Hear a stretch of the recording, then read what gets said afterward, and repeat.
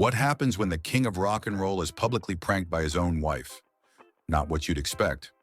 In the middle of a packed arena with lights blazing and fans screaming his name, Elvis Presley found himself caught off guard by a bold move from someone far closer than the audience realized.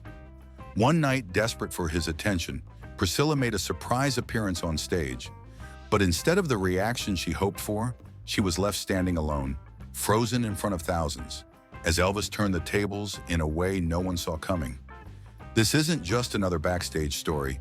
It's a moment never seen on stage, until now. Behind the glitter and spectacle of Elvis Presley's stardom was a quieter, more complicated story, one filled with long silences, unanswered questions, and the emotional strain of distance. Priscilla Presley, though living in the shadow of a cultural icon, often found herself alone. Elvis was either on the road performing or keeping his distance even when physically present. For someone who once shared his private world, Priscilla began to feel like an outsider, watching from the wings as her husband's spotlight only grew brighter. But she didn't give up. Rather than retreat into that silence, Priscilla turned to humor, charm, and spontaneous gestures. Small attempts to pull Elvis's gaze back toward her, if only for a moment. These weren't just pranks or playful antics. They were her way of saying, "I'm still here. Do you still see me?" Each effort carried the weight of a deeper need, the yearning to reconnect with someone who once made her feel like the center of his universe, but now seemed just out of emotional reach. And that leads to a question we all need to ask ourselves. Have you ever done something bold, unexpected, maybe even a little outrageous, just to be seen by the person who matters most to you? Priscilla did. And what happened next, under the harsh glare of stage lights and in front of a crowd of thousands, was something she never could have anticipated. Every night on tour, there was one ritual that fans of Elvis Presley eagerly anticipated. Somewhere during the show, like clockwork, Elvis would call women up to the stage. It was part of the magic. Those fleeting, flirtatious kisses given with a smile and a wink, leaving fans breathless and buzzing. It wasn't just showmanship. It was a signature moment that blurred the line between performer and idol, and the crowd ate it up every time.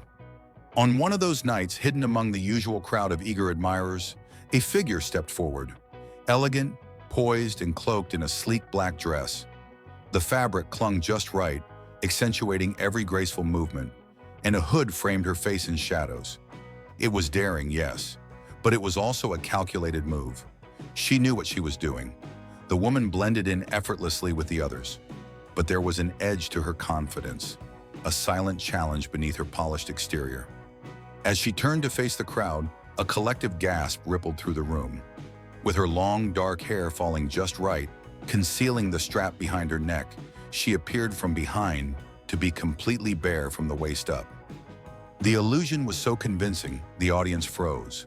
What followed was silence, then whispers, then audible reactions, oohs and ahs of disbelief. Yet Elvis, standing just feet away, didn't break character. He didn't flinch. He just kept singing, letting the moment stretch uncomfortably long, as if the spectacle in front of him didn't deserve a single blink. As the music swelled around her and the spotlight bore down like a silent interrogation, Priscilla stood frozen. What had begun as a playful, private joke was unraveling quickly in front of thousands. She leaned in toward Elvis, her voice barely above a whisper, a soft and urgent plea. Kiss me so I can sit down." But there was no response, no glance, no smirk, not even the hint of acknowledgement. Elvis just kept singing, eyes forward, as if she were just another stranger on the stage. The seconds stretched into an eternity. Elvis, ever the showman, seemed to seize the moment, not to rescue her, but to reverse it. If Priscilla had intended to catch him off guard, he'd turned the tables masterfully.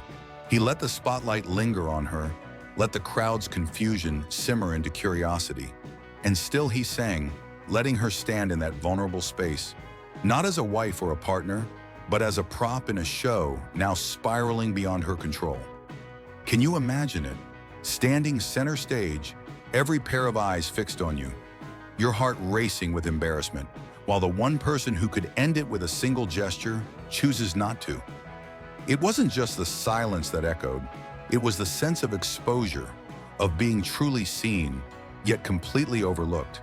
And as the song went on, so did the suspense. No one, not even Priscilla, could predict how this would end. The spotlight didn't waver. It clung to her like heat, amplifying every second she remained on that stage. The crowd still didn't know what to make of it. Was this part of the act? Was it a mistake? And most of all, who was this mysterious woman left standing beside Elvis with no explanation, no acknowledgement, and no exit? The longer she remained, the more unbearable the tension became. Viewers watching that moment now can't help but lean in, wondering, how does this end?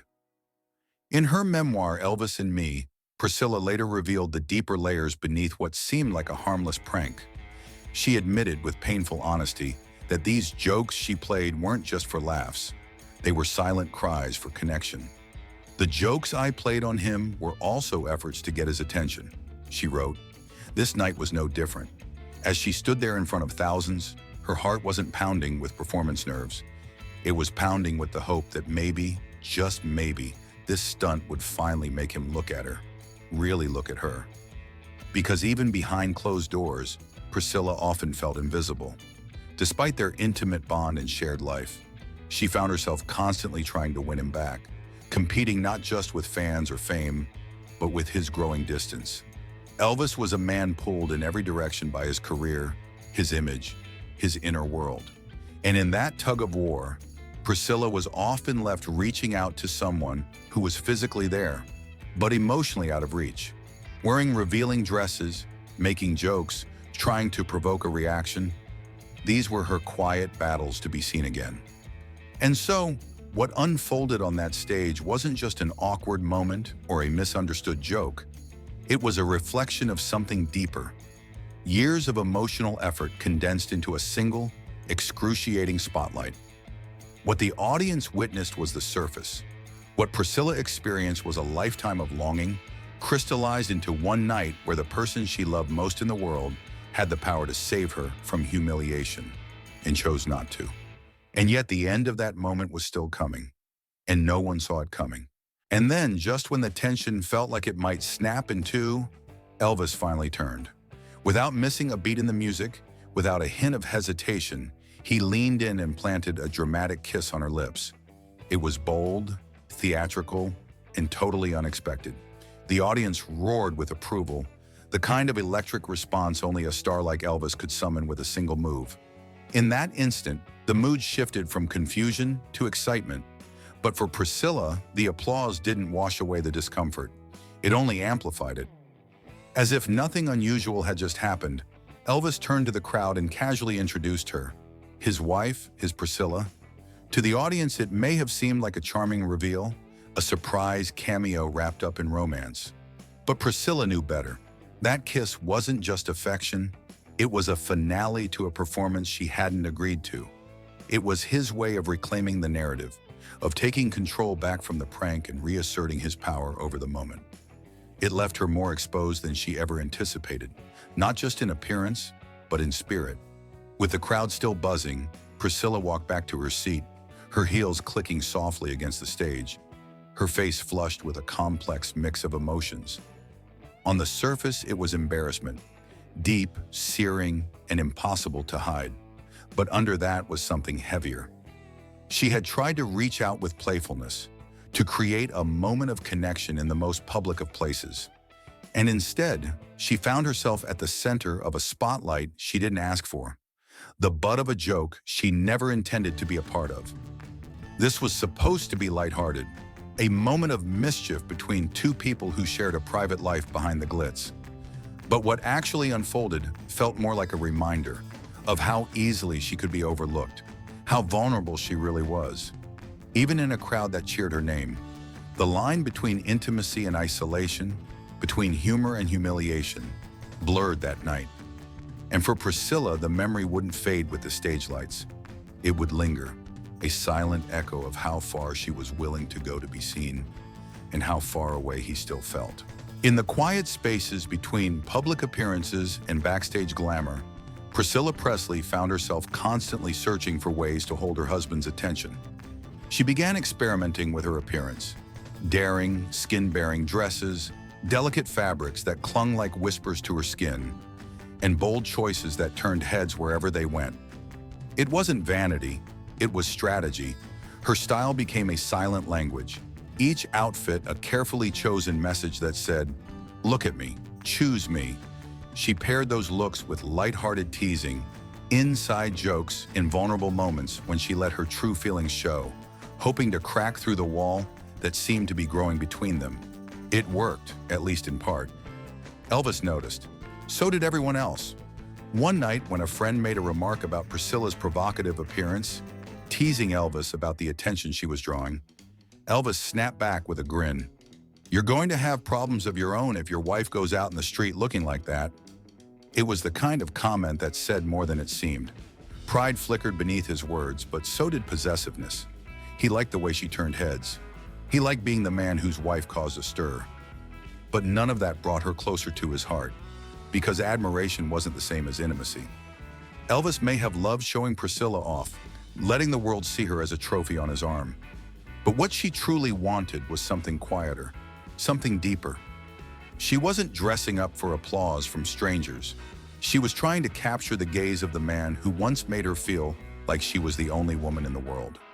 Yet even as he admired her from across the room, emotionally, he often stayed just out of reach.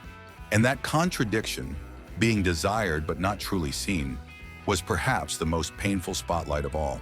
Looking back, this wasn't just a quirky onstage mishap or a playful exchange between a couple in love. It was a glimpse, brief but revealing, into something far more personal. Beneath the sequins, the glamour, and the public personas, this story shows the quiet, aching desperation behind one woman's attempts to be seen, to be cherished, to be more than just a decorative presence in someone else's spotlight. Priscilla's gesture that night wasn't about attention from the crowd. It was about connection, about reaching across an ever-widening emotional gap in the only language she felt might be heard. And it leaves us with questions that are both haunting and deeply human. Was Elvis being playful, or was he being cruel? Did he see the vulnerability in her eyes and choose to ignore it? Or was he caught in his own world, blind to what she truly needed? Have you ever stood right in front of someone you love, someone who once made you feel seen, and suddenly felt invisible? Because that's what this story evokes. That heartbreaking, relatable moment when love feels like a one-way mirror. So what do you think? Was this Elvis asserting his showmanship, or was it something deeper? A subtle power dynamic in a famously complicated relationship? Share your thoughts in the comments. Do you think he meant to embarrass her, or was it all just a misunderstood part of their bond? If this moment stayed with you like it did with us, hit like, drop your perspective below, and don't forget to subscribe for more rare and revealing stories from behind the curtain of Elvis's life.